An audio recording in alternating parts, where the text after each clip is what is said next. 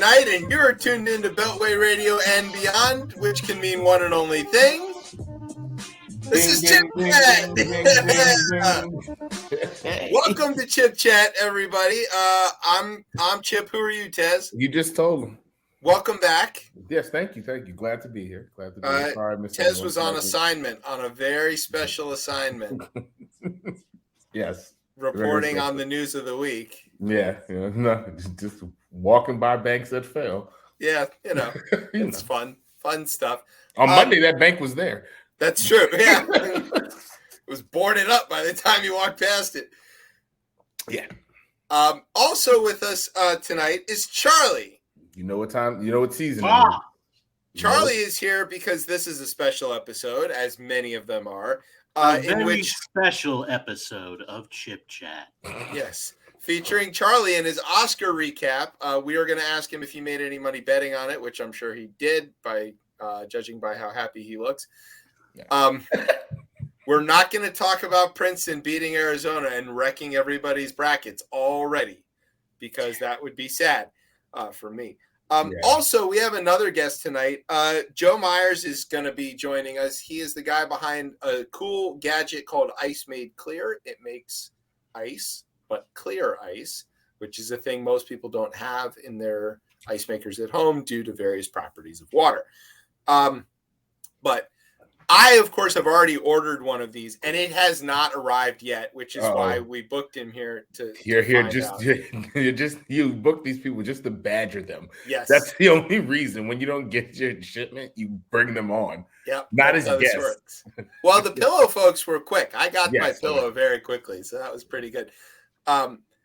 So we're going to have that stuff. We'll have some rundown. We've got some other news. We've got banking news. We've got international nearly war news. We've got all kinds of stuff going on. Did you know the South Koreans have a fighter jet that they made not from us? I found that out today, and I know a lot about airplanes. Yeah. Did not know that. Okay. There's going to be all kinds of cool stuff. Maybe a Tez talk. I don't know if that's going to fit in. We'll see. I don't know. Look, first week back, Right. We'll fill it with something. You may also notice that we look a little different than sometimes. We're doing this remotely just to feel like the old days, really, when Tez and I started out together. The better shows. Yeah. Also, if you're a lawyer who works in the district and is barred and would like to talk about a weird piece of the DC Criminal Code that is still going to be intact, call the show. Get in touch with us. We know something. We need an expert opinion on a little bit. It's based on a reading, but 2 shows ago, we really left a lot out. Well, there's nothing. I mean, we didn't have enough time. And Brian's already mad at us for turning this hour and a half show into a 6 or 7 hour show. So, when else are we going to fit it in? I left that show. I was like, a lot of people got off the hook tonight. MSNBC should just hurry up and give us a show, and we can cover those 4 hours in the middle of the day when they're supposed to be doing news, and then we'll just fill it with our version of news. Exactly, And then Brian doesn't have to cry. He probably will not cry because the paychecks will look better. Right. Also, Brian is going to join us when we talk about Oscar things because he's mad. Yes, he has thoughts. He's mad. Yeah, he has thoughts, as many white men do. Look, all right. I'm gonna, in the Oscar catch up. This is why I just shut up and listen. Right, me too. I know. No, you don't. You don't shut up and listen. No. Charlie's like, you don't ever shut up and listen. But no, I'll shut up and listen and catch up on the rest of the show. This is a great plan. All right. Do you have a word? Yes. Okay. I'm worried. All right. Sit back, grab some preparedness. It's soda soak time. You're listening to the best show, the only show, Chip Chat on Beltway Radio and Beyond.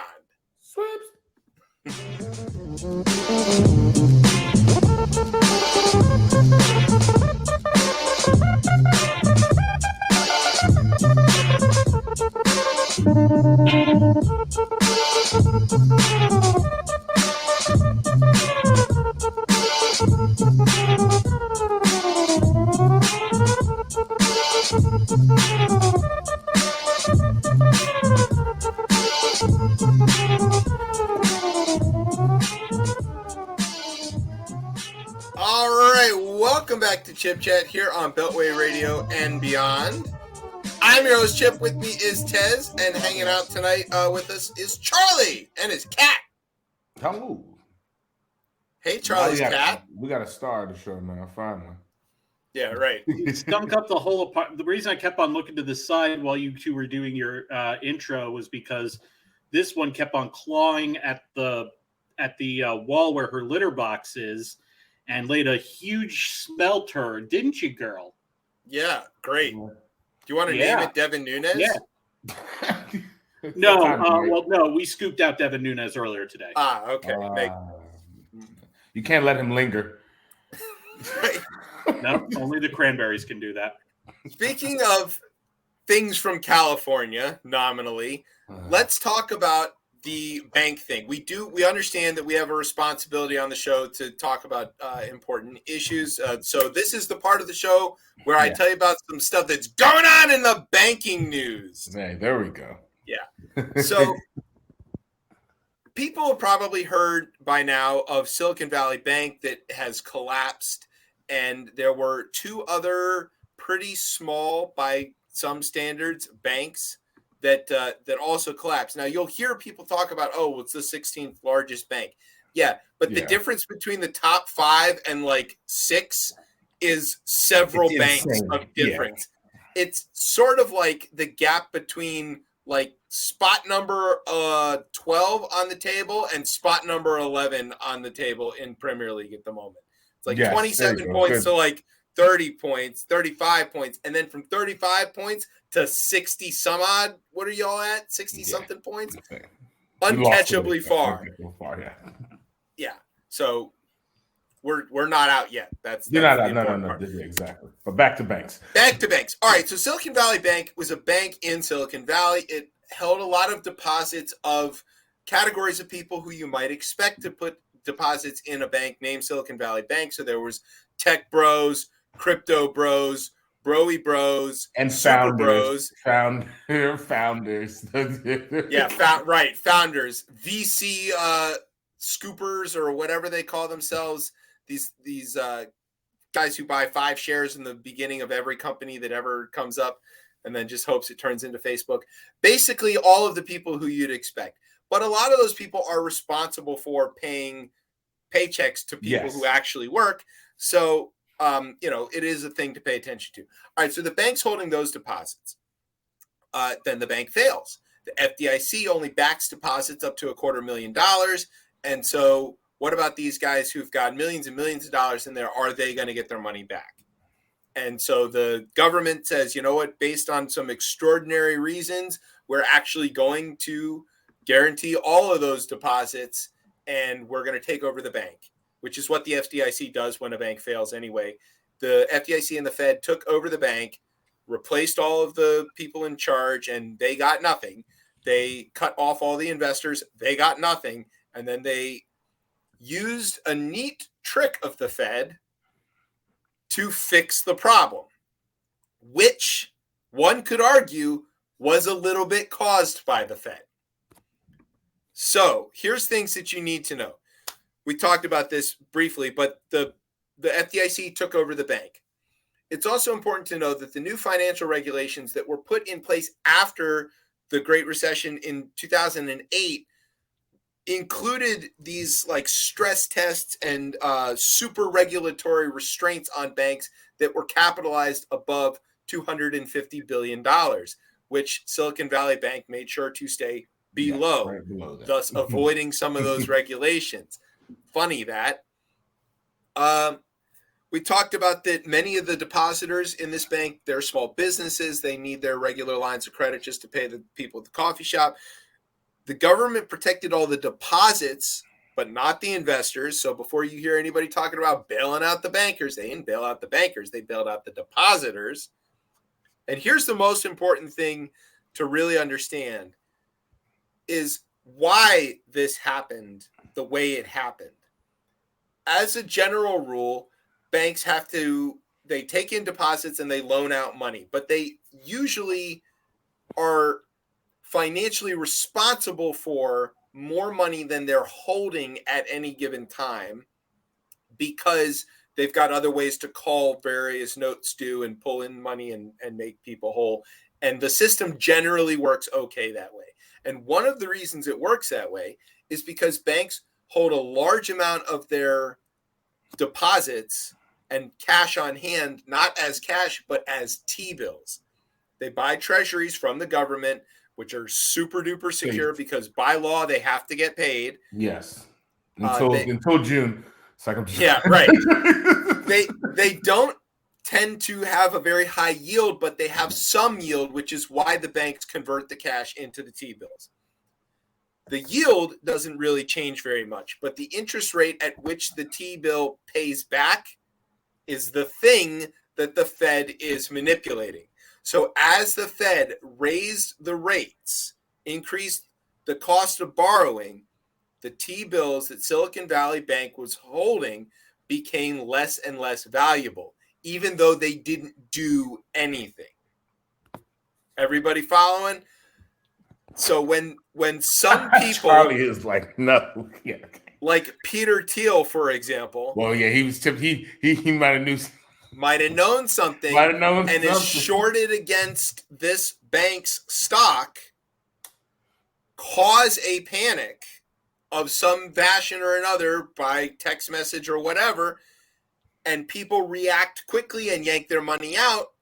Those unrealized losses of the devaluation of the T-bills all of a sudden become realized losses. Yeah. The deposits are not covered. There's not enough cash on hand. And like that, the bank fails. So that's what did happen. It happened fast, too. It happened really fast. That sounds like a very convoluted way of saying woke and inclusivity culture. Ah, interesting. That's exactly where we're going with that. Of course, right. So right after this happened, Biden came out and he gave like a Monday morning speech, I guess you can call it. He just sort of like walked out from a room, empty room, walks up to the podium and goes, everybody can rest assured. And then he said, rest assured 6,000 times. Then he said, we've made the investors pay and the depositors whole 6,000 more times. And then he told everybody to rest assured, and I'll see you in California. And it sounded like he was kind of threatening the bankers a little bit. I'm coming to see you soon. Don't make me come out there. Yeah, that's kind of what it sounded like. And then he left. And then like Yellen went out and told everybody that everything is fine. And other people told everybody everything is fine. And like the reaction was good. The regulators moved things and did the right thing. There was no contagion. This Credit Suisse thing has nothing to do with this. It's just coincidental. So like all well and good. Good governance, good response. This is what we want the federal government to do. You will be shocked to learn who might actually be responsible for this failure in the lack of regulations. Oh, we always know who doesn't like regulations. We know. He bragged about it endlessly. Yes. Well, there's a whole party that is anti-regulation, and the R word, can mean two things. They love to talk about how regulations are stifling development or whatever, but when they lose their money, all of a sudden the first thing they want to know is where's the socialism to where is the socialism every time. Every time. So, but that's the thing to know, because also in response to this, the government, moved the things within the parameters that they had. But Liz Warren and Katie Porter produced this piece of legislation, which I think they obviously did this on purpose. They call it the Secure Viable Banking Act, which happened to be the exact same initials as SVB, Silicon Valley Bank. Pretty clever. Yeah. Pretty clever. Not Katie Porter's district. So,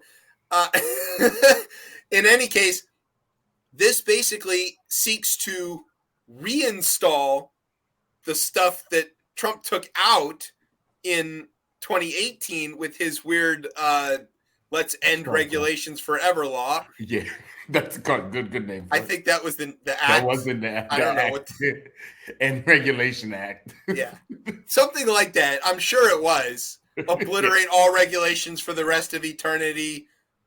Trump stakes. Anyway, It's something we know that the bill. The bill was entitled something so that the acronym spelled freedom. Yeah. Right. Yeah, exactly. It's dynamite. So much freedom. That's why, right? Yeah. Well, you as see long what as I'm paying for the freedom, right? So, that was the congressional response. All right, all of this sounds like everything's going well, but there's somebody who seems to have missed what happened and why it happened. Don't you want to know who? Tell us who it is. Fox News. Fox News somehow figures out that the reason that this bank has failed is because it's in Silicon Valley and it's woke, and it has spent all of its money on Have they met drag the queen people? parades. Have they met the people in Silicon Valley? No, they're making it up. Tess. I don't know if you've been paying attention, but it turns out they're just lying all the time. Well, no, they're not. In their text messages, they're telling the truth. Yeah, right. I meant on air. So they're like, it's the woke bank. They were sponsoring drag races, and that's how they lost all their money. And they were buying rainbow things, or diversity, equity, and inclusion training programs. Yeah, they were wasting it on that. The bank. So, they were able to conflate that idea somehow with that the regulations failed because the regulators, like the Fed and the FDIC, were wasting their money on drag brunches or some other wokeness that they hate. CRT. Yeah, even though very obviously it's the failure of the regulations in their End Regulations Forever Act. It can legit leave you speechless.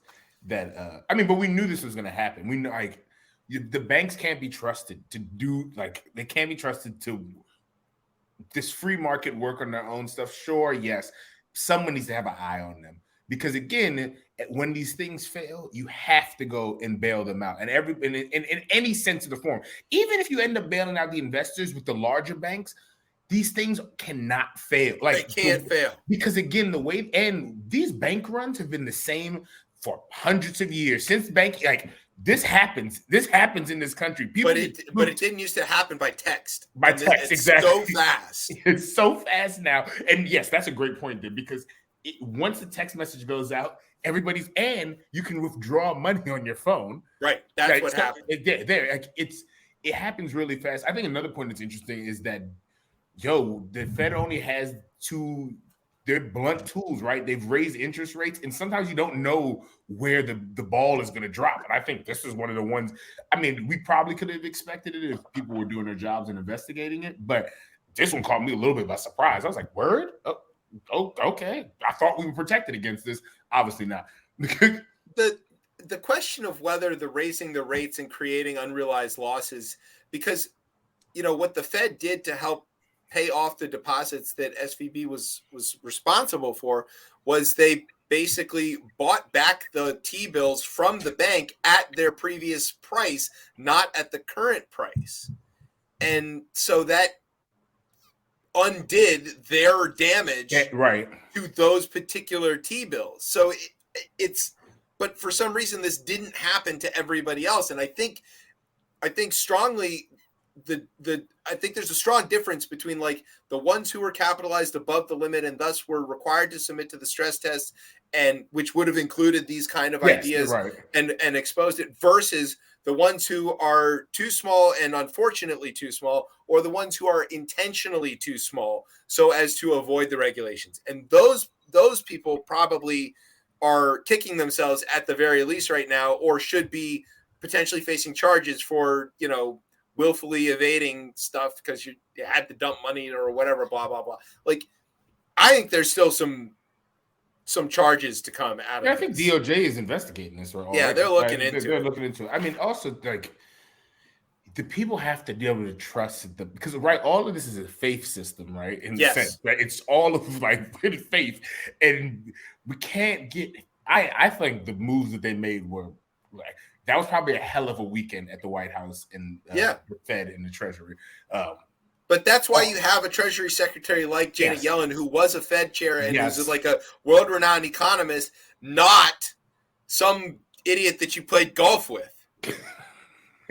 Look, I love the idiots I play golf with. Yeah, but that's not how you pick a cabinet. You play golf? I play a lot of golf. Yeah. Okay. Amongst the various other weird old man things that Tez does. I am really 65 years old.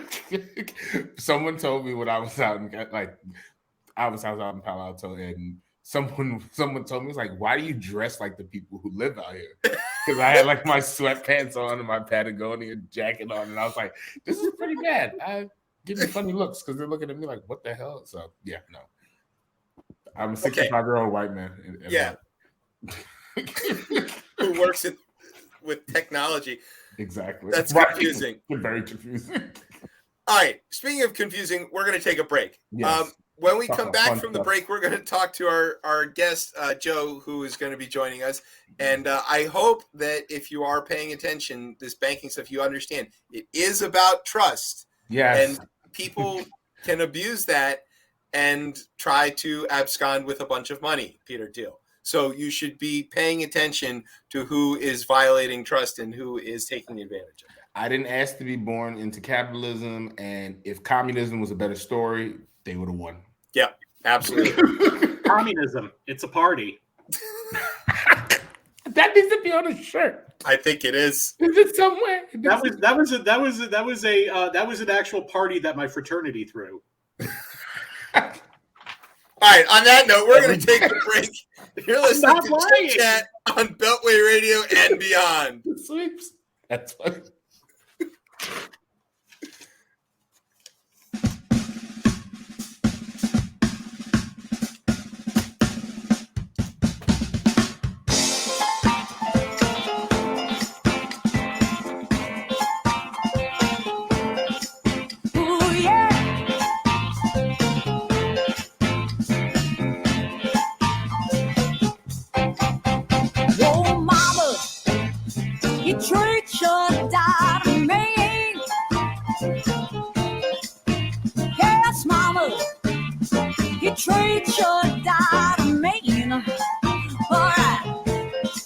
Well, he's the meanest man I've ever seen. Mama, he's so darn lazy. He drives me crazy. Takes out my money. Ooh, makes me call him honey. Ooh, yeah, mama, you show me treat your got me.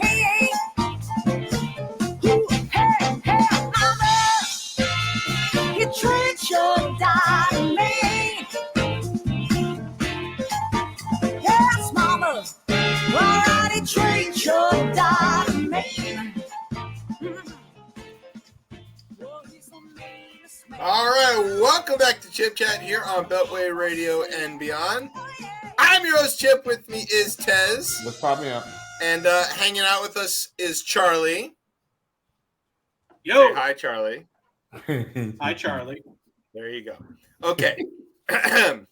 Joe Myers is a filmmaker, storytelling consultant to the legal profession. I like that.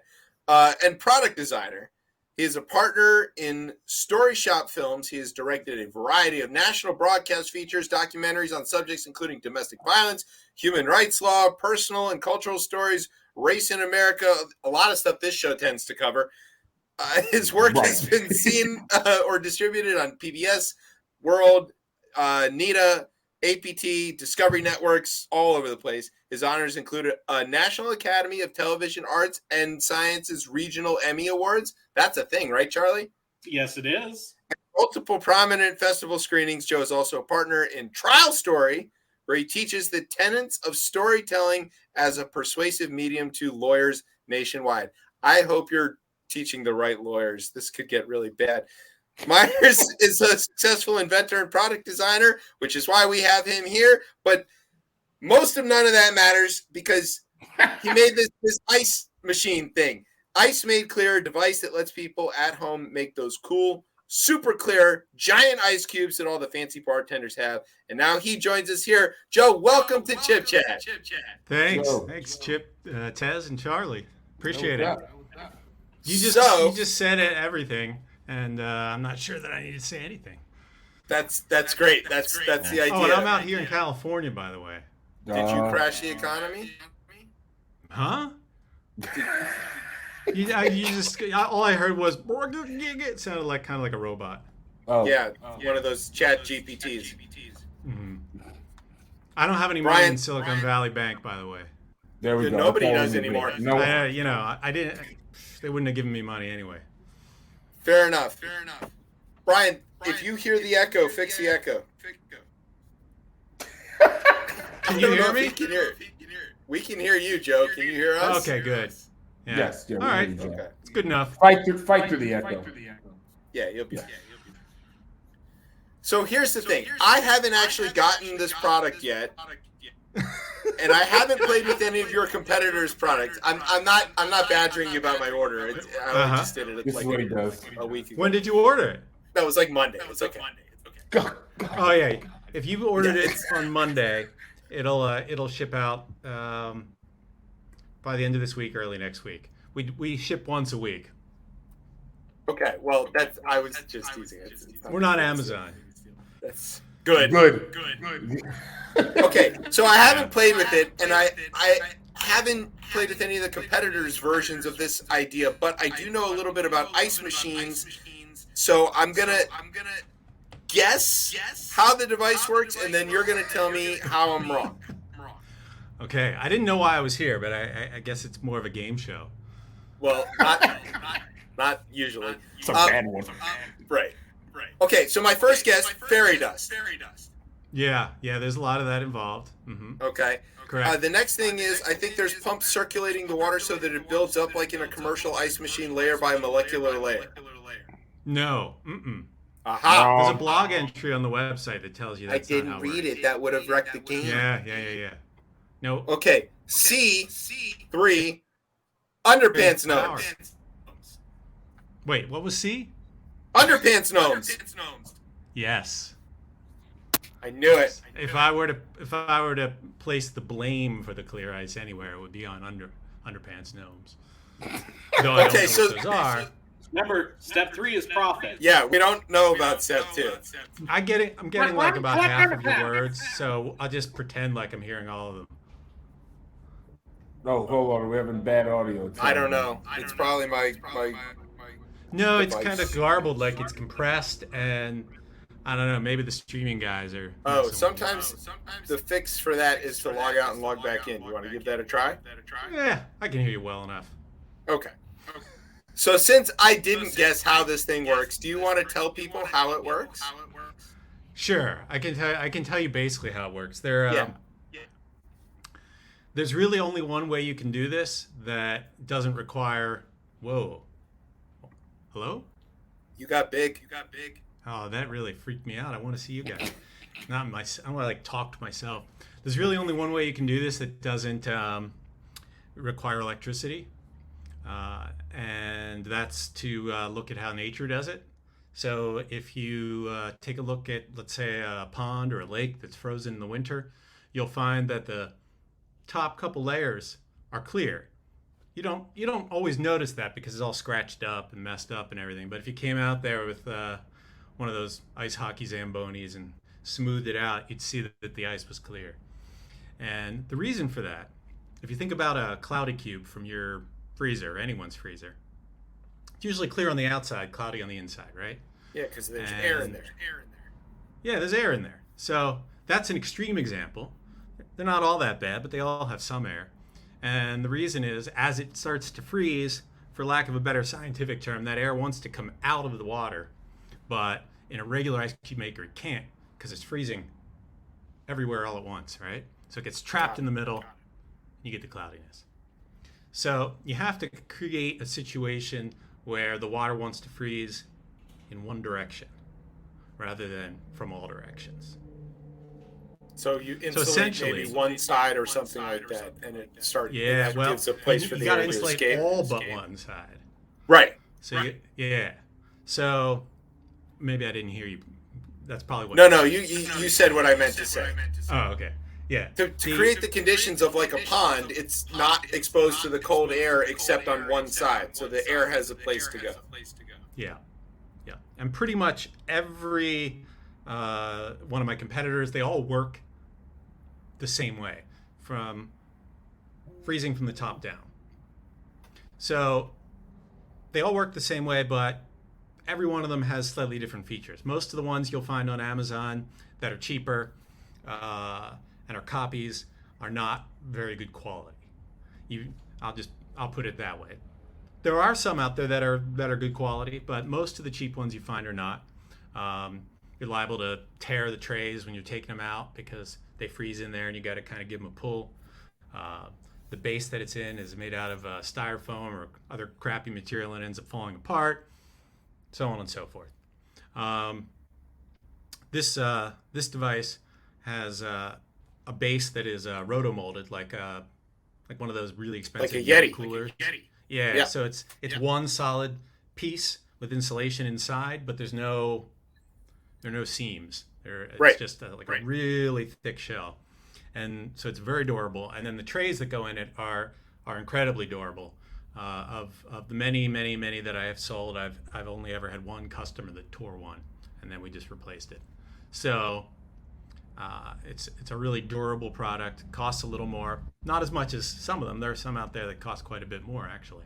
And there are a few kind of hidden features that make it especially easy to use. It's really easy to see whether the ice is frozen or not. It's not a two-piece mold like most of them are, where it's all kind of hidden away and you've got 3 or 4 different pieces that you have to take apart and clean and do all this stuff. It's just 2 simple pieces, and it's able to do that because there are a few hidden bits of technology. You'll notice that handle you see in step 3 there has some space under it, which looks like that could be used to put another cube. But in fact, some of the technology that makes this work in a passive way with 2 simple pieces is located there. So it's like a vent or something. There's a pressure release that occurs because as water turns into ice, it gets about 8% bigger, and that's got to go somewhere. So it's designed such that can escape, and it's part of what allows me to do this in an open top device like that. That's maybe more technical than you needed to know, but no, that's about the level of interest for me. I don't know about the rest of our people, but I mean, I gotta be honest, it's just ice, but it does look cool. Yeah, it is cool. Cold, in fact. Yeah, you can do that. That's cool. Cold. Okay. So, with your background in media and storytelling, what made you get into the ice? Ever since I was a kid, I like to, I used to come home from school and go down to the garage and pound on stuff and build things and make stuff and invent things, and that kind of creative work is what I've always liked to do. And when Kickstarter came along a number of years ago, I knew that it would be a lot of fun to put something out there that people enjoyed having and using, and that I could see potentially the success of one of my kooky inventions. And so I got to work on this because I had done a little research, and I don't know how I stumbled upon it on the internet one day about 10 years ago, but I kind of learned how it works, how you can do it, and then I tried to think about how I could do this better. And ice hadn't been a passion of mine, but I can kind of get interested in anything that I really dig into, So I got really into messing with it. I got a 3D printer and started making prototypes in my house. I took over a whole room of the house because I didn't have a shop, and just started printing. You can talk to my wife about that. He's like, your family's okay with all this? Yeah. And filling them with foam, doing the multi-part expanding foam myself to do the insulation. I had, if you look on the blog, you'll see I had probably 100 or more prototypes that were all wildly different, trying to figure out how to do this as simply as possible. That was the goal all along. How can I get to something that is simpler than any of the other products out there? Fewer moving parts, easier when you look at it just to see how it works, and really durable and bulletproof so that restaurants can use it, anyone can use it, and it's not gonna break on you. Too delicate. Yeah. Okay. So I have a couple of other questions here. Yeah. Do you this is maybe sort of mixing some of your fields because you covered a lot of the sort of sustainability questions and stuff in your media career. Do you think that the overall improvement in devices like this is kind of democratizing the quote unquote finer things in life? You know, I'm gonna try to stay away from saying that I'm democratizing the finer things in life. I mean, you're still paying $90 for something that made clear ice, which is in no way required by anyone, but it's fun to have.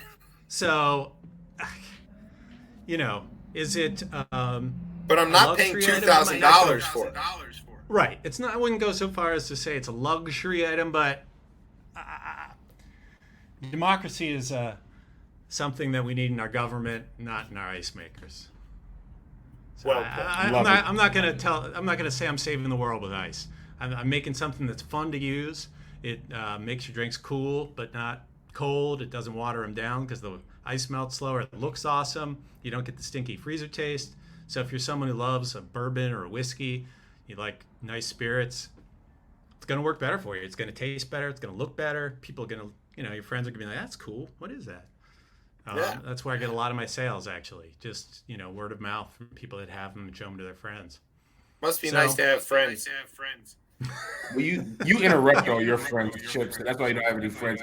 Joe, you can only have so many when you're spend time in the guest room 3D printing things. But that's fair. Joe, I had a question for you. I saw that it said you sat down with an ice formation physicist, and I was wondering what did that look like in partnership in general? What does that look like as you come up with the idea and then try to figure out the science? I found a guy at a big major university near me who turns out was a physicist who had studied the formation of ice amongst many other things throughout his career. And brought some of my prototypes, explained some of the issues I was having. Bought him a beer and said, these are the issues I'm having. How could where do you think I could modify this in order to get this fixed and that fixed and make this work better and be simpler? And, he would suggest things. I'd say, well, that's great, but, from a manufacturability standpoint, we maybe can't do that. What other ideas do you have? And he kind of got me to understand a lot about the freezing process and was just a good sounding board for me. Yeah, I also had my sister's husband's father turned out to be an engineer who was fascinated by this, and he helped me a lot too in the early stages. So, yeah, it's always great to be able to go and search people out who know more than you do. That's what we do with the show. Yeah. I guess.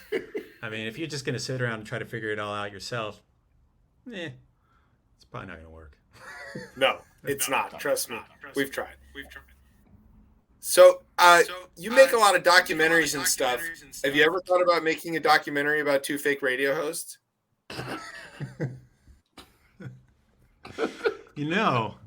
It's near the top of my list. The tragedy of making documentaries is there isn't much money to be made in that.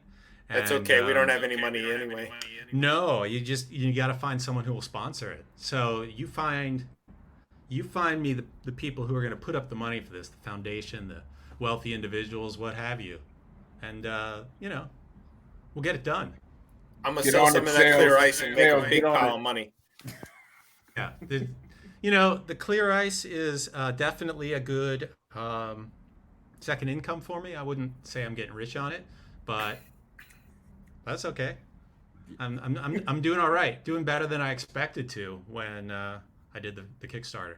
When I did that, I thought, if I can just get this done and deliver the couple hundred that I pledged, promised people in the Kickstarter, then I'll judge the thing a success, and it's taken off a bit more.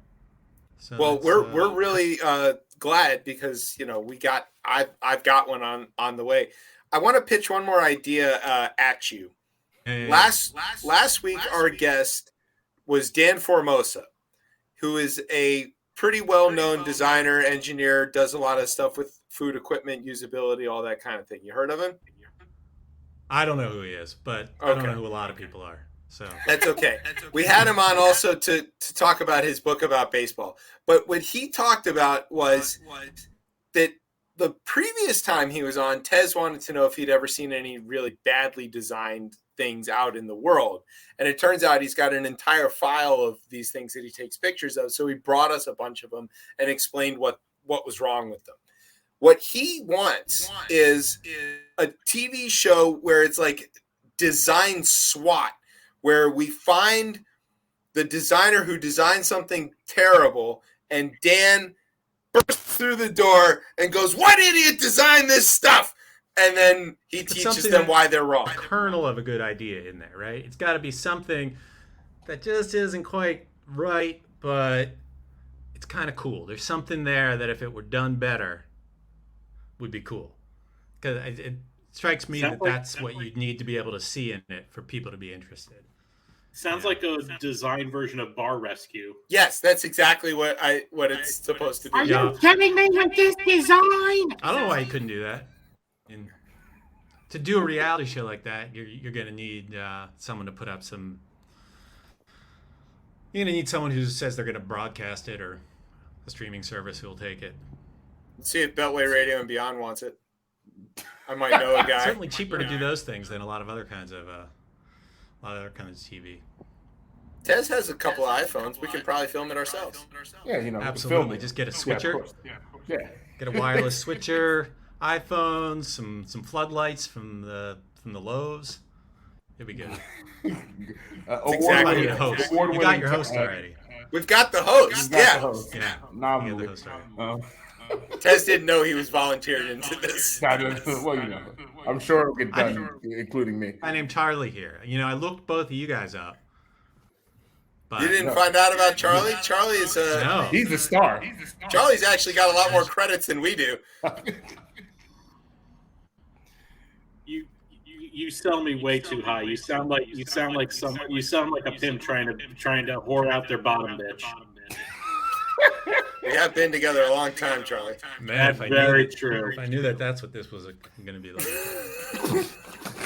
And Is other there a place poems I by can see Maya how many people are Angelou. listening here? Yeah. Yeah. You're looking at them. It's dozens. You're looking at all of them. I can get. You want a promo code for your listeners? Yes, I'm getting to I'm getting to that. Oh, So okay. how can You people don't know get my your code stuff here. and follow you and all of that? And do you have any maybe promo Yeah, code out there for IceMadeClear.com people? is the website. IceMadeClear.com. Yeah. We got Ice Made Clear on Instagram, Ice Made Clear on Facebook. I'm not doing TikTok at the moment, but we might get there. And what else do you want to know? Was there a Do second you have a question? promo code? Yeah, promo code. When you go and you purchase something on the website, there's a place for the promo code. This will be good for any of the 3 packages you see on there, which are basically just buy one or buy more than one. If you want to get one as a gift or something, you can get 2 cheaper than one. So it's going to be IMC BRB There you go. 15. Money. IMC BRB 15. And that'll give you 15% off, which we make the main piece of this, the base, in the United States at a factory actually in Massachusetts. So it's really expensive. Yeah. It's really expensive to make it in the United States. At the same time, if I can do it and my customers appreciate that, I'd rather do it. Not that people all around the world don't need to eat, but if the people down the street can, that's good. We appreciate you keeping people in Massachusetts employed because it keeps the Wahlbergs from making extra movies. That's good. They're not all terrible. So 15% off, which takes me about 15% from not making any money. We appreciate you, Josh. Yeah, but- don't worry. I'm sure our dozens of listeners will use that right away. Dozens. It's 4. Actually, no, 5. We got our producer. That's cool. You guys are having a good time. Yeah, right. No, it's actually quite a bit more than that, but that's very fun. Okay, and one more time the website so where they can put in that code. Yeah. IceMadeClear.com. There you go. There you go. And what's that code again? IMC BRB 15. There you go. IMC BRB 15. Oh, Charlie can sign it.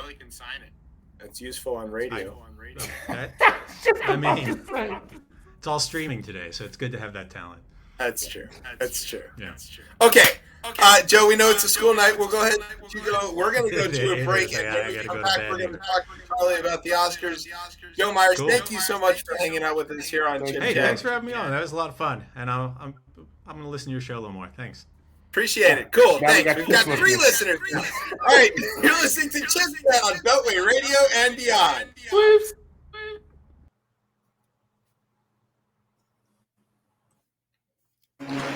An irresistibly catchy chorus, electrifying beats, and killer dance moves to match have made this next song a global sensation.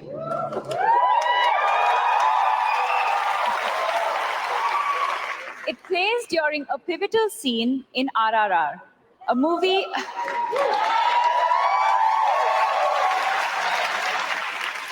movie about the friendship between real-life Indian revolutionaries Alluri Sitarama Raju and Komaram Bhim. In addition to being sung in Telugu and illustrating the film's anti-colonialist themes, it's also a total banger. It's on millions of views on YouTube and TikTok, has audiences dancing in movie theaters all around the world, and is also the first song ever from an Indian production to be nominated for an Oscar.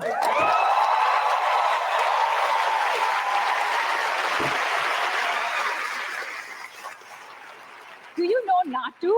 Because if you don't, you're about to. From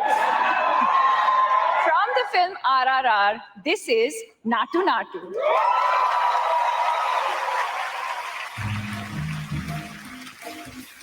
పొలం గట్టు దుమ్ములోన పోట్ల గిత్త దూకినట్టు పొలేరమ్మ జాతరలో పోతరాజు ఊగినట్టు కిర్రు సెప్పులేసుకొని కర్ర సాము చేసినట్టు Karri set నీడలోన కుర్ర గుంపు కూడినట్టు ఎర్ర జొన్న రొట్టెలోన మిరప తొక్కు కలిపినట్టు నా పాట చూడు నా పాట చూడు నా పాట చూడు నాటు నాటు నాటు నాటు నాటు నాటు వీర నాటు నాటు నాటు నాటు నాటు నాటు నాటు కూర నాటు నాటు నాటు నాటు పచ్చి మిరపలాగా పిచ్చ నాటు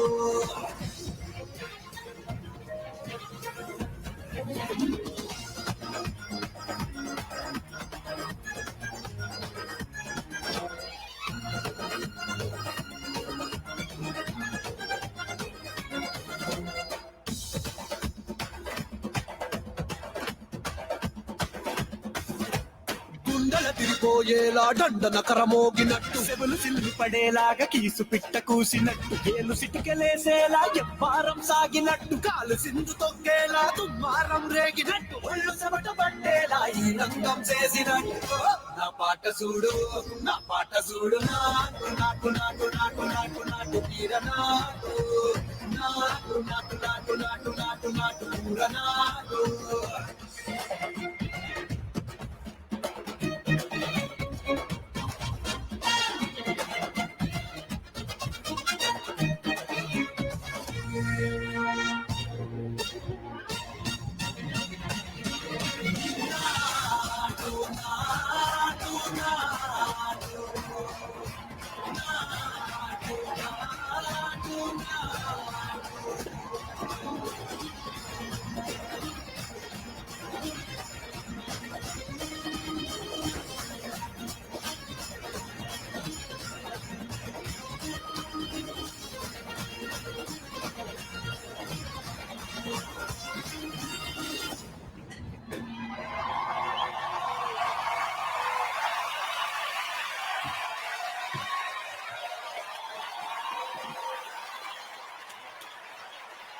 All right, welcome back to Chip Chat here on Beltway Radio and beyond. I'm your host, Chip. With me is Tez. What's poppin', y'all? And that video that you just saw was, or listened to, was brought to us by our guest, Charlie is here. And Charlie is a writer who covers all kinds of things about these award shows. And as that video was from, the Oscars just happened. I didn't get slapped. Nobody else I saw got slapped. So it was boring and nobody cares. But Charlie is here to tell us what actually happened at the Oscars. And before we jump into this, Great. Shout out to Joe for the greatest interview we've ever had.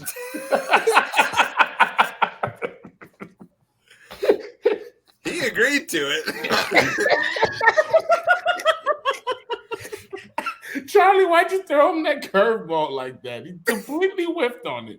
He was just like, he was not expecting that at all. Sorry. I've been laughing the whole break. What the bottom bitch line? Yeah.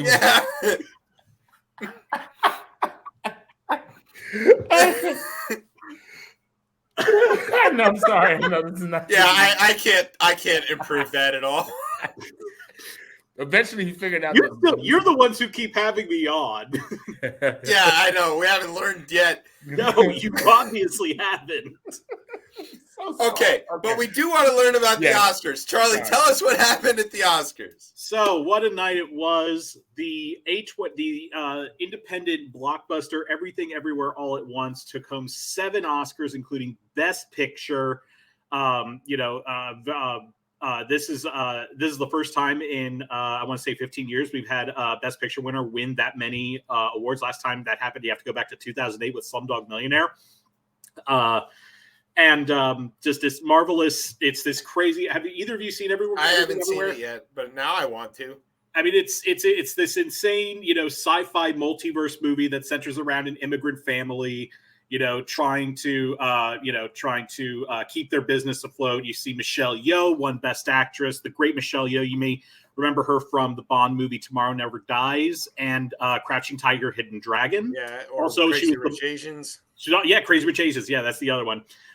You had Best Supporting Actor Ki-Hye Kwan, the comeback story of the year. You may know him better as Millennium. You may know him better as Short Round from Temple of Doom and Data from the Goonies. He was not able to find work for the longest time, and he actually at the end of the 90s he went back to school. He went to USC to finish a film degree. He ended up working as an assistant director for a lot of Hong Kong cinema. And then when he saw Crazy Rich Asians, he wanted to get back in the acting business. So he, contacted his agent and everything. And this was the first thing that came up. And now he's got an Oscar. Oscar for it, man. You also see there we are, Academy Award winner for supporting actress Jamie Lee Curtis. This was her first nomination after, how long ago was Halloween? 45 years ago? Something like that. Yeah, and this is her first nomination and her first win for playing an IRS auditor named Deirdre Beaudeirdre. It's bizarre. It's bizarre. But yeah, I mean, just an incredible thing for the Daniels, Daniel Kwan and Daniel Scheinert, the directors and screenwriters of the movie. You also had a remake of a Best Picture winner win 4 Oscars, All Quiet on the Western Front. This is the first time a German version of that novel has been made into a film. Won 4, including International Feature. And then you also had the other comeback story of the year, Brendan Fraser, who felt like he had been gone for so long. Manages to come back in a film called The Whale. I saw that movie at Middleburg, and I was a sobbing mess at the end of that movie. There are a lot of haters on that movie. I loved it. I thought it was great. And he wins Best Actor. The film also wins Best Makeup. And you also got, some other little films got some recognition. Avatar 2 wins visual effects, which is completely deserved. What was the other one? Top Gun Maverick wins Best Sound. And what you saw there in the lead up to this was the production from a movie called RRR. An Indian movie that has made its way here to America. It's on Netflix, although it's in Hindi on Netflix, not Telugu, which is the actual language that it was made in. And it's the first Indian production ever to be nominated for Original Song of the Oscars, and it won. And which is like that, and you could hear the audience. It's a damn good song. As the woman was introducing it, as the person was introducing it, you heard that audience. They were ready for that. They were ready for that number, and boy, did it deliver. It's so fucking good. I love the movie is 3 hours, and it's pure cinema. It is pure cinema bliss for anything because it's over the top. It's absolutely crazy. And you go to yourself, man, if American action movies could do this type of thing, I might go to the theater more often. All right, so there was some controversy, though, right? You can't have an Oscars without. You can't have an Oscars without controversy. Always have. And if you're watching, you see that Brian the White Man has joined the conversation. So I'm going to let you two handle this controversy because I can't speak to it nearly as well as either of you. Charlie, I respect I respect your opinion. This was supposed to be Angela Bassett's night. And when I didn't tune into the Oscars, I was busy doing other things, but I was following it through IMDb. And when I saw that Jamie Lee Curtis got highlighted as the winner, I threw a pissy fit.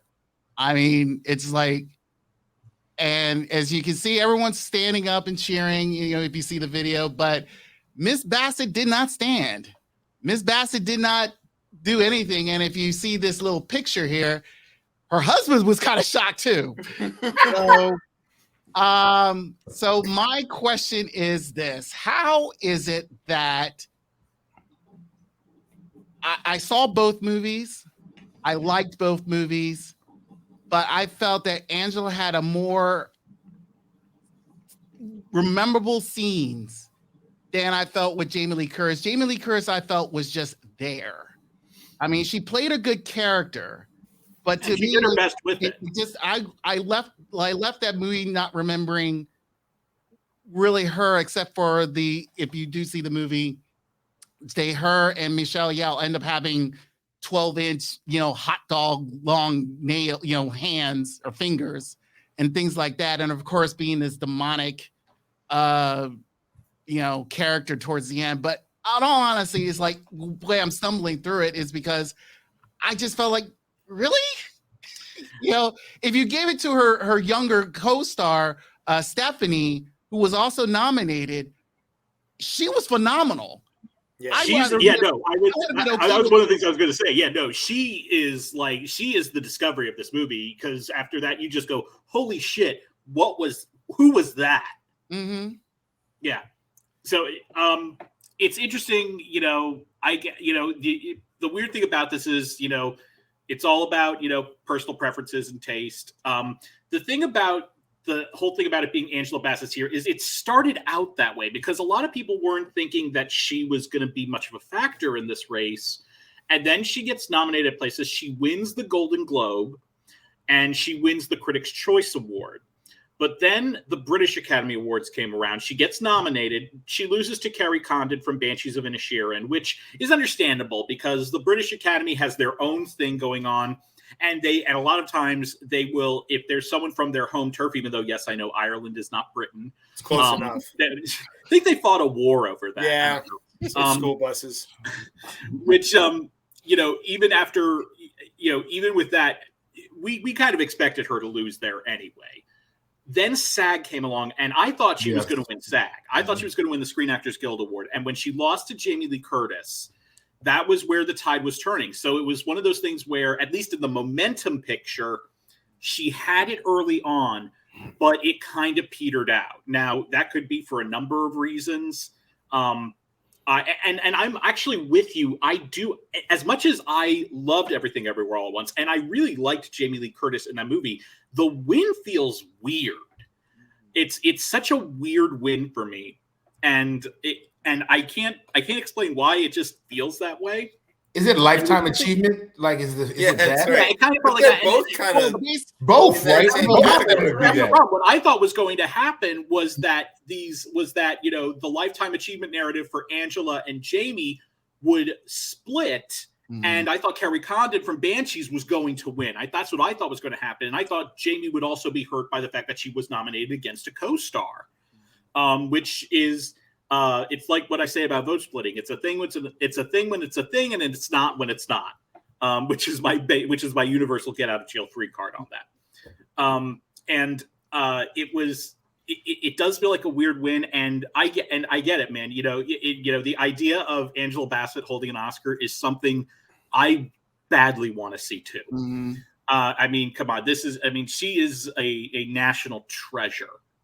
The one thing about it is that I feel bad for her because I know a lot of people are going to be, that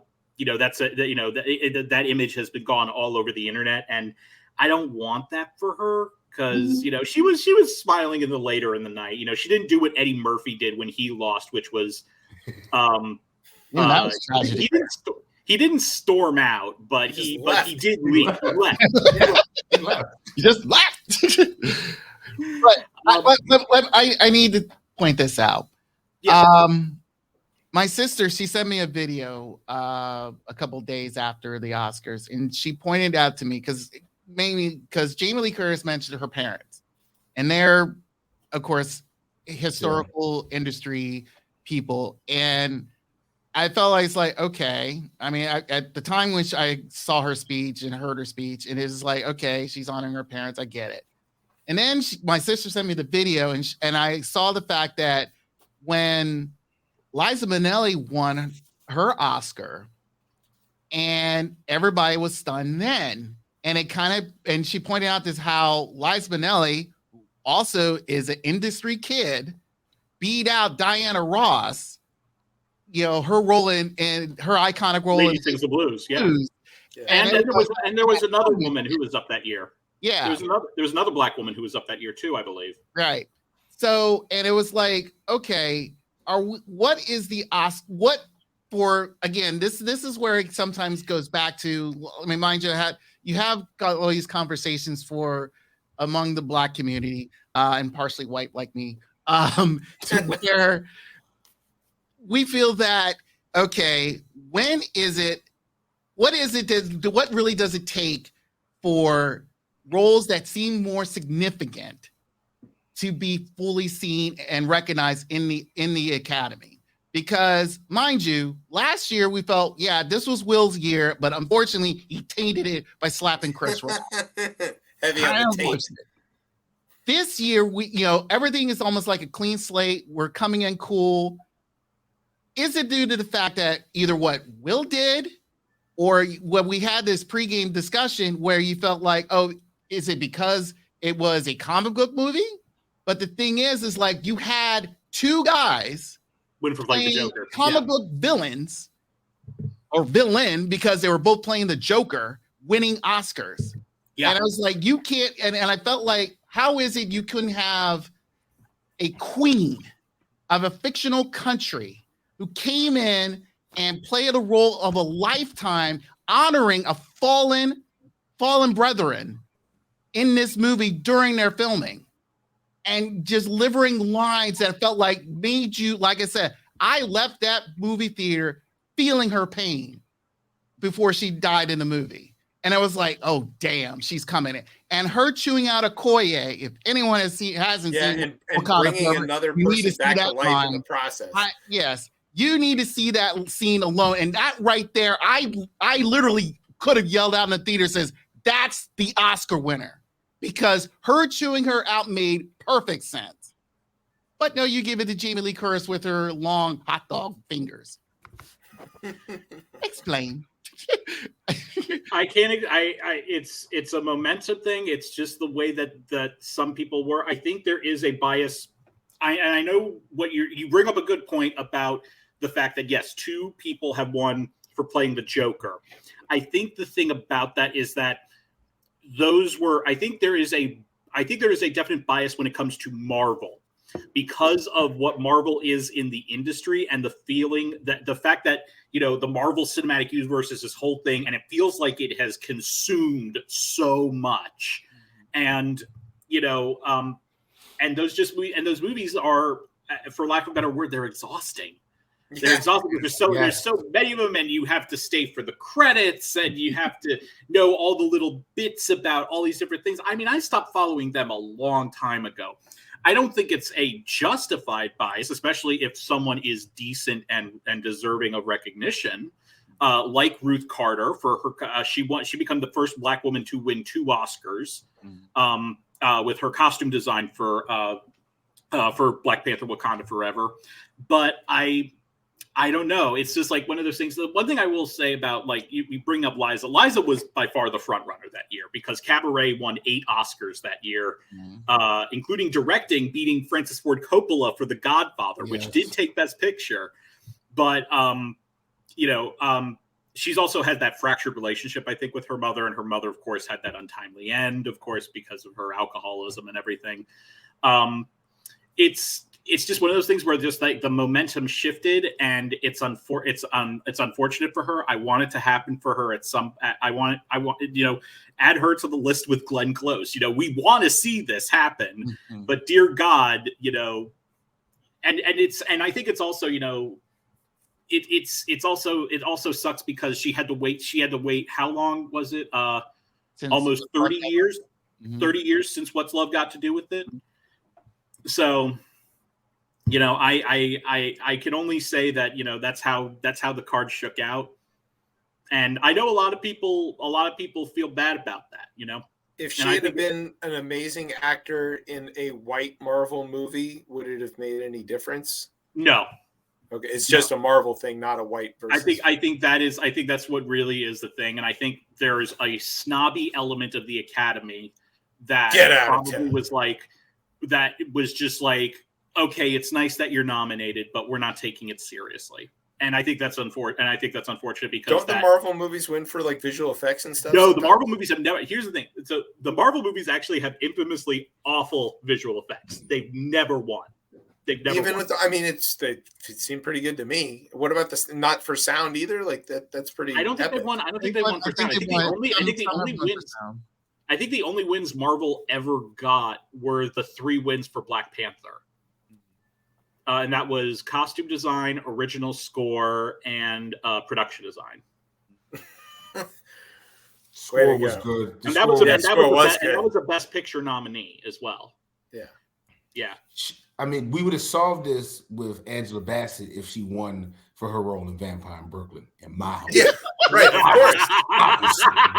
Hell, we could have solved this. Hasn't aged a second since then. Now, I know a lot of people, I know a lot of film nerds love the performance that she lost to the first time around was Holly Hunter in The Piano, and I know that's a very artsy film, and I know a lot of people love that movie. I am very meh about that movie, and I think it would have been much better to award her that, and she would have been at that point. She would have been the first Black actress to win Best Actress. But I also look at it as, I try to, I think the Oscars have sometimes they start with such a low bar that I sometimes take, whatever I can as a positive. Right. And the fact that Halle Berry is no longer the only person of color to win Best Actress. Now she is the first because Michelle Yeoh is the second. I think that's a great thing. Ki Hye Kwan becoming the first Asian person to win supporting actor since Hengist Noir won for The Killing Fields in '83 or '84 is a marvelous thing. And look at the category that, and yes, Jamie Lee, the white woman, did win, but that was white people were the minority in that category because in addition to Angela Bassett, you had Stephanie Hsu for Everything Everywhere and Hong Chow for The Whale. Well, like Mitch McConnell, white people love being in the minority. That's very true. I wish I had the bell. That's really good. That's really good. We wish we could a swift recovery too. We know how fast turtles do anything. So I mean, Brian, I wish I could give you a better explanation than that, but that's just how the cards shook out. And it's so should Brian go slap Will Smith? Always. Yeah, okay. He's not an Academy member anymore, so it doesn't fucking matter. Although I will say, so Kimmel, I thought killed it this year. Yeah, I watched his monologue. Very funny. The monologue was fantastic. Was the best he's ever done. The rhythm he had was great, and he waited several minutes to make jokes about the slap. And I like that he made jokes more about. So the first joke he made about it was, we have 5 Irish actors nominated, which means the odds of a fight breaking out on stage just went up exponentially. That's good, right? And then they panned over to them and they started like jostling with each other. Yeah, Brendan Gleeson and Colin Farrell, which is great. And I like Kimmel had the line, if a fight does break out on stage, just do exactly what you did last year. Nothing. Right. That was good. Yeah, he also had some line about if anybody slaps me, they're going to be given a 19-minute best speech. actor and then be permitted to give a 19-minute speech defending your action. Yes, right. That was a good line. Folks were saying his jokes were better than the man who got slapped. I watched that special live. I have not. It was funny. I mean, it was Chris Rock, what you expect, and obviously the last bit where he does the Will Smith stuff. You know, I thought it was funny. I thought he delivered what he meant to say, and I thought that, you know, look, if you're out there expecting Mark Maron to come out of Chris Rock's mouth, you're an idiot. Just ride along and listen to him calling people motherfuckers all the time, and it's so good. Yeah. And I will say about last year, we also had a bit another end of diversity last year when we had Ariana DeBose winning supporting actress. She's Afro-Latina, so we had, it's not nothing, but it's something. No. That's what I think the Academy's slogan should be. It's something. That is really good. Yeah, right. Brian, final thought on why Charlie's wrong. No, it's not he's wrong. I feel the Academy, as much as they try to claim they're changing things, it still feels like it's still, everything remains the same. I mean, yes, Michelle Yeoh, I knew Michelle Yeoh was going to dominate, throughout the entire award season. And like I said before, I saw that movie. I thought she was absolutely great. And I do recommend people just go see it. It may be a bit, weird based off the trailer. But again, towards the end, you'll get it. But all in all, I just feel like, for not just Black actors, all in general, I mean, the number for us has been very small. And mind you, we still have our heavy hitters of Denzel and Viola, Angela, whenever she gets a chance every 30 years or whatever. But the thing is, it's like, it's those wins. We can get to the plate, but it's the win. And I feel that, again, for Michelle Yeoh and everybody else on that movie, they deserve to get all the accolades that they deserve, because again, even their struggle in the Oscars is even extremely difficult. I just think that, since when the Orange 45 said that he didn't like Parasite was a badass movie. Parasite was fucking incredible. Yes. So, and I'm surprised any of those actors should have gotten awards as well, besides just the whole movie. Yeah. But again, the way I feel it's like they're still going at it. The Academy's still going at a turtle pace. I mean, and I just think it's like, as long as you keep, walking like a turtle, the hair will catch up and constantly will pass you over and over again. And I think that's what they really got to wake up, in a sense, to really see these things. The best thing the Academy has done in the last 10 years was when Cheryl Boone Isaacs, the former president of the Academy, expanded the membership. It used to be about, prior to 2014, it was about 6,000 members. Now it's about 9,000 members. They invited a lot more people of color, a lot more international people, and a lot of younger people. And because of that, I really think when you look at that, you can put a direct correlation between that and something like Moonlight, a film that is an entirely Black cast, written by two Black people, directed by a black person, Barry Jenkins, winning Best Picture. And I think it's one of those things where there's always steps forward, but there's still that old contingent that is a stick in the mud sometimes, that doesn't want to move forward. And then sometimes, even after you get like a Moonlight and a Shape of Water winning Best Picture, because let's not forget, Shape of Water is a movie where a woman fucks a fish. Yes. It's a beautiful movie, and it's a great movie for civil rights, but it's a woman fucking a fish. Okay, that wins Best Picture, and then you have those steps forward, and then Green Book. Yeah. Book as you step backward. But then after that, you get Parasite and Nomadland. These much more, I don't want to say experimental, but these more cutting edge versions of what cinema can be.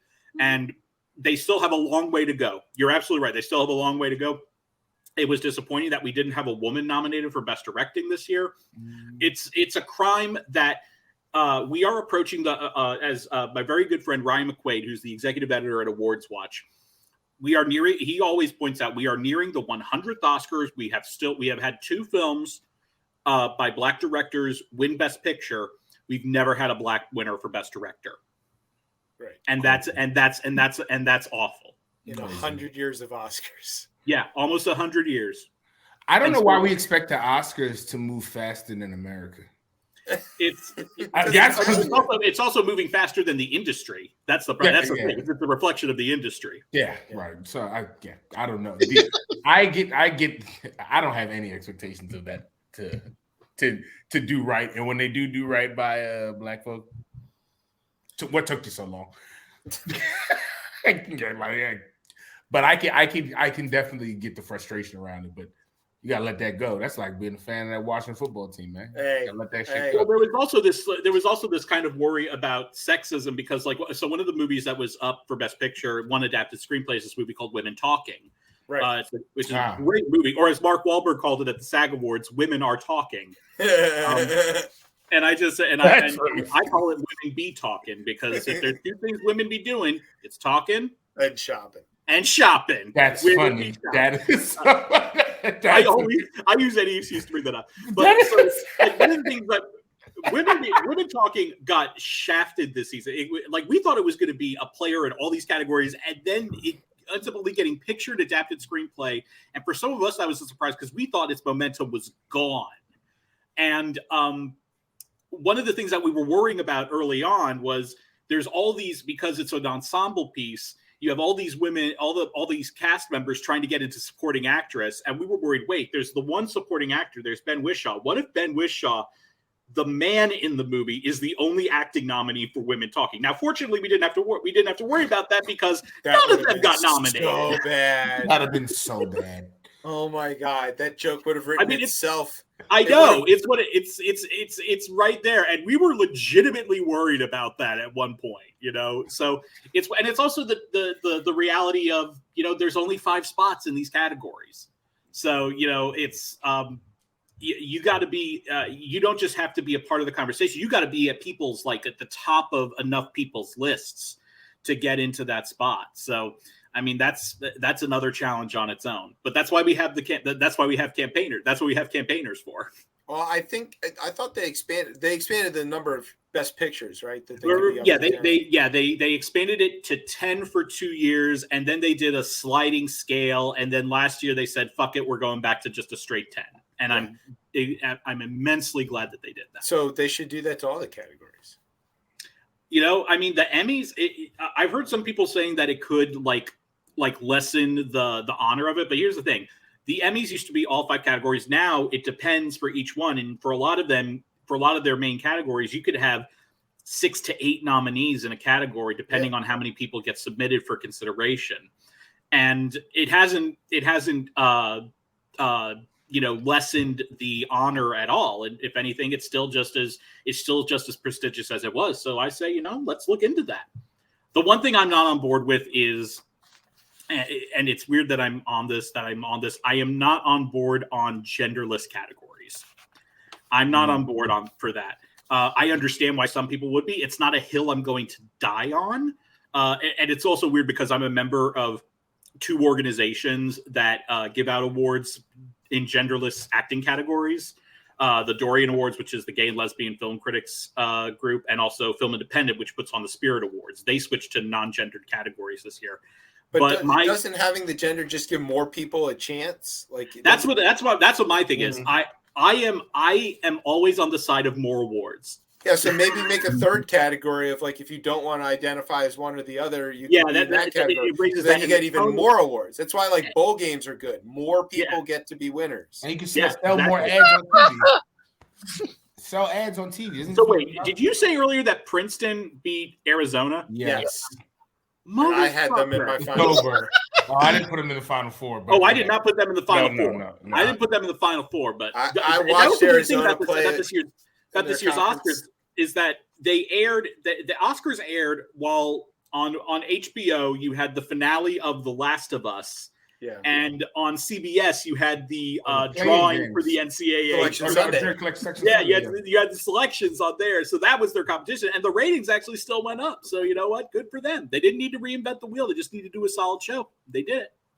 All right. So that's our Oscar recap. I know much more about it now than I did 10, 15 minutes ago. I'm going to be a terror at the water cooler tomorrow. Yeah.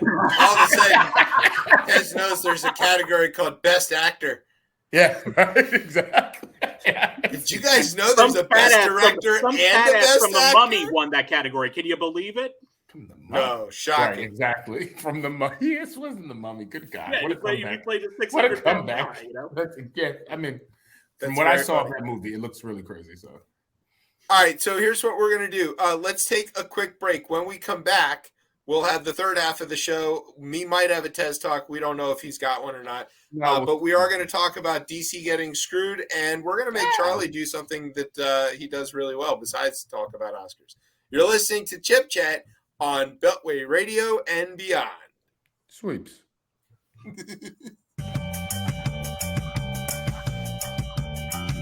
You see, I've made it this far. I'm like a hobo or a hobbit with a ring and goblet, trying to make sure I'm not cut off a bobbit and not shut off like a tap and a faucet when the bills pile up and it's food or the lights and a toss up. See, they telling me one thing, it's like a ring to grab, like a carrot had a stick with a rope with a noose in the back. But I'm like a black rabbit and a black cat had a baby, and so I hop to it like it's bad luck, and just maybe it'll all work out. And I'll get the goods and avoid the trap, or it's back to square one once again. Been here so many times, it's like once we're friends, we make amends and make amends again. Get it? I don't.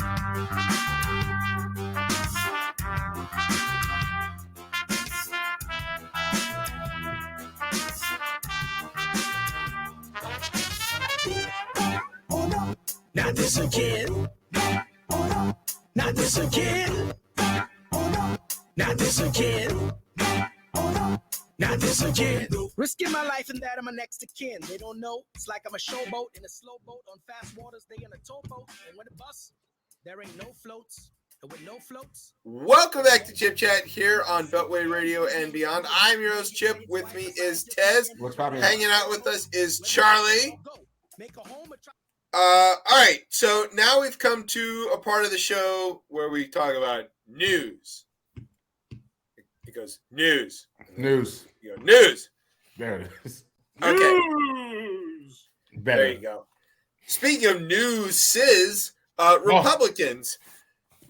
So there's you're gonna be shocked to hear this story. Republican Representative Greg Stube of Florida. None of that is confusing. Introduced a bill Friday last week to allow congressional employees who can legally carry firearms or legally own firearms, carry them to and from House buildings for protection and store them in the Capitol while at work. Oh, God, so rich. So imagine if instead of on January 6th, the Republicans were not just funneling information to the rioters who were trying to hang Mike Pence, but if they were packing and joined the riot from within. Giving them the combos to the gun safe. That's exactly right. Yes. I mean, this couldn't be a worse idea. And I don't, except to get the publicity of people saying this is a really stupidly dangerous idea, I don't understand the point of this. I mean, I saw somewhere in there they were saying that people felt unsafe moving between their office buildings into the actual Capitol, which if anybody's been around there, there's a tunnel. There's a tunnel, and that's the safest place you can be walking around. Yeah. There's not, like, you can't walk every 3 feet. There's some Capitol Police, someone with well, okay, it's not that they don't feel safe from like the dangerous criminals of DC. It's that they are snowflakes and are not safe because there might be somebody who walks by who says, "Hey, Lauren Boebert, fuck you," and then that hurts her delicate grandma soul confirmed she is a grandma at 36 years old. We speculated on it last week. Yeah. Confirmed.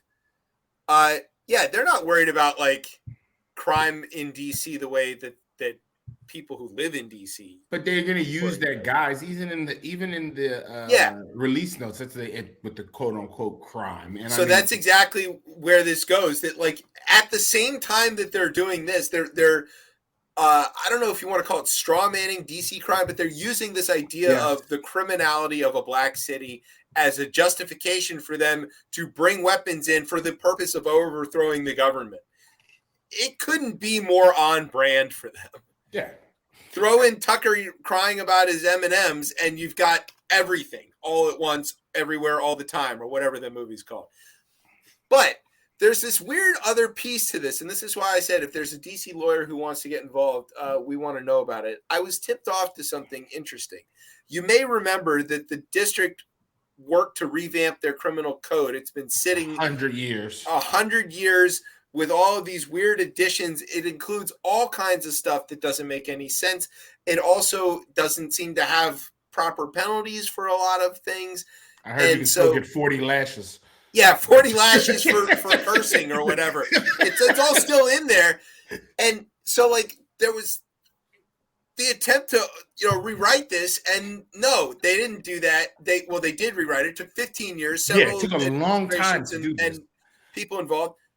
And then Congress struck it down. And it was the Republicans who led the charge to strike it down, including this guy, Greg Stube. You want to know what else happened, though, when they did that? I did not know this. The old DC code, and you can look it up, does not criminalize bestiality. It says that you can't abuse animals. It says that you can't chain them for too long or not feed them or deny them water or confine them.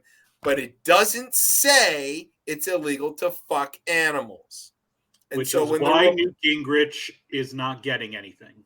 And that is why he had his buddies, the Republicans, vote to protect bestiality in the District of Columbia. Matt Gaetz, I'm looking right at you. We're going to have a lot of Travis the Chimp situations popping up again.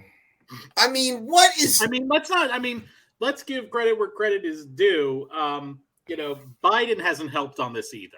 No, because he's trying to get reelected. But also, too, this isn't surprising on Biden how he's moved a little on this, but his MO, his crime that's him. Like that is. Yeah. He's also been emphatic. He's campaigned on as being an emphatic supporter of DC home rule. Yeah, right. And that's why this feels like, I'm gonna say, it feels like a bit of a betrayal. It does. It feels very much like a betrayal. It is that, and I think when I say that though, did Congress actually nullify it, or did the board actually pull it back? Because Mendelsohn withdrew. It got withdrawn. So technically, when the Senate voted to strike the bill or to block it, they were performing at best. There was nothing there. It had been. They're doing what the Senate does best. Yeah, right. It had been withdrawn. So yes, technically that's the case. And it took the council overriding Bowser's veto as well. So now, to be fair, she vetoed it originally. Yeah, yeah, but she vetoed it by saying she said that it was 95% of what she wanted. Like it was very close. So I think that was more of a negotiation move on her part. But like, regardless, we know that's a non-starter with Republicans in charge of Congress. It doesn't matter what criminal code they pass unless it returns Jim Crow. Right. But let's focus on the important thing, which is that Matt Gaetz voted to protect bestiality. And I think there's a reason. I'm not because Marjorie Taylor Greene is actually a horse. Interesting thought. I was thinking more Jackass, but yes. Okay, Charlie. At least we want to take advantage of yet another one of your talents. We have a story here. I'm not allowed to do not that talent anymore, nope, man. Not That's that why one. I got sent away. Keep your pants on. No promises. So if you could please read us this next story in the voice. Blaine Parker was collecting clams with his family on a Florida beach with the intention of turning his catches into chowder. Then he stumbled upon something that stunned him. A seemingly centuries-old quahog clam. Go drunken clams. Parker, an AmeriCorps member of the Gulf Specimen Marine Lab in Panacea, Florida, near Tallahassee, spends his days studying shellfish. This one he encountered on February 18th left him speechless. He was struck by its size, which indicated its age, he said. Generally, the larger the clam, the older it is. Most quahog clams found in U.S. waters are between 2.8 and 4.3 inches long. That sounds like something else to mine. Although they can grow longer. I've seen that species of clam, but never one that big or even close to that big. It was almost as big as that time I ran into Robert Loggia at the airport. Name, please? Robert Loggia.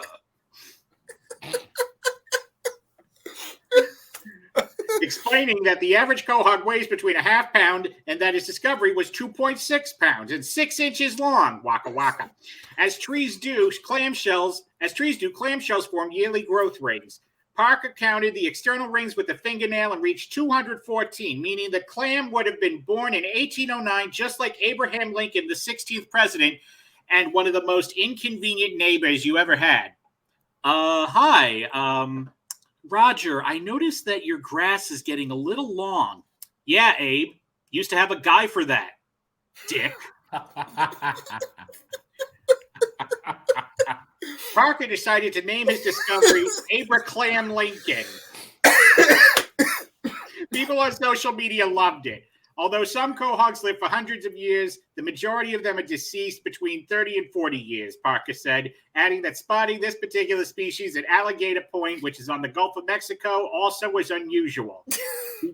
He determined that Abraham was part of the insert Latin phrase here species, although also known as the southern quahog. Our area of Florida has the slowest growth rate of the whole Gulf population, which is pretty cool, Parker said, explaining that southern quahog clams are generally found between the Chesapeake Bay and the West Indies. He considered eating the clam. It would make a great addition to the feast he was cooking that weekend, he thought, and the shells would be large enough to use as bowls.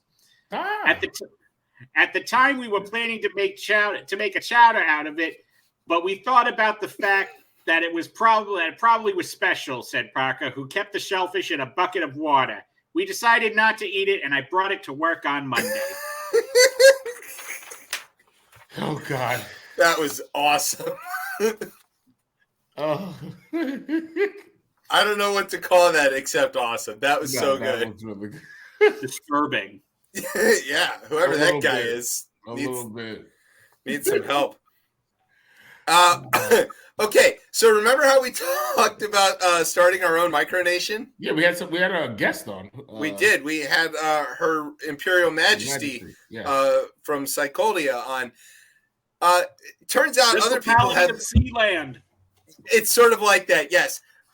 Turns out other people have the same idea, except they're doing it to be much, much worse. What happened in Cory Booker's hometown? Was there a hoax of something? They're tricking people about a nation, right? That's exactly right. Yes. Folks are being tricked that they belong to a nation or something like that. The largest city in New Jersey is admitting that its officials fell for a hoax to become a sister city with an Indian nation that doesn't actually exist. Sorry.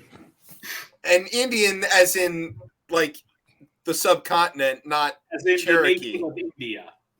Yes. So they had this signing ceremony, and they're all together, and the mayor there, Ras Baraka, is there. He says, I pray that our relationship helps us to understand cultural, social, and political development and improves the lives of everybody in both places. We have sister cities with many cities all over the world. But turns out the United States of Kailasa does not exist. But the guy who says he's in charge of it, he does exist, and he's a pedophile. That's a cult leader. Yep. That's a cult leader. He's on the run from the Indian government. His fake country is not recognized by the UN, but it does offer e-citizenship through a QR code. So I think Chipchatistan will definitely also do that. Enough with the damn QR codes. Yeah, that should jump the shark a long time ago. After that Super Bowl ad that was nothing but the QR code bouncing around like the DVD logo. Yes. Come on. The leader of this fake country, Kailasa, self-proclaimed God-man Nithyananda, said in a recent video on Twitter that he has been targeted because he is trying to, quote, wake up the Hindus to their own destruction. But media reports from India show that he fled the country in 2019 to escape accusations of rape and child abduction. Newark was pretty embarrassed. But, then again, it's Newark. It's Newark. How embarrassed can they be? Soon they're going to be trying to, what's the name? R. Kelly will be trying to get citizenship of this goddamn place. Extradite him. Yeah, right. Oh, God. That's sick, so man. funny. Jesus. Ugh. Okay, and speaking of despot nations, finally, the war in Ukraine. Hooray! Yeah, we're still talking about it. Yes, but here, this story is about us here in the United States. The thing you need to know is, one, Poland is giving the Ukrainians some MiG-29s. That's going to escalate things drastically. Wait till we'll see what the tune in next week when Chipchat is a nuclear dust pile. Okay, and the second thing to know is the word deconfliction. Deconfliction is important. We've talked about it before, but that is when the U.S. and the Russians and other countries too sometimes do literally everything they can to not have a war. And what happened was a Russian fighter plane, an Su-27, buzzed past one of our Reaper drones. Here's video released by the Pentagon showing it. What you're seeing is a cloud of fuel being dumped by the fighter jet as it passes the drone. What they were doing was trying to harass and mess with the drone and take it down maybe, or damage it without actually shooting at it or touching it and still having some sort of plausible deniability, which they might have gotten away with, except that the jet clipped the propeller of the Reaper drone and it went down. We all saw it happen. There's the video of it happening. Everybody knows it happened. It happened in international waters over the Black Sea. But the Russians are like, no, we didn't do it. And we're like, dude, come on, look, it's your airplane. Like, we all just saw it. And, by any other stretch of math, that was an attack by the Russians on an American vessel. Yeah, but you can't, another crazy person. Confliction. I am not in the mood to have a war started over an attack on a non-manned aircraft. Exactly. Can't be that. We cannot. Yeah, like that is exactly right. Non-manned aircraft, not ideal, right? And but also too, like, you gotta kind of look at Russia as like, right, superpower. No, like just look at their alphabet. They can't afford real letters. Oh.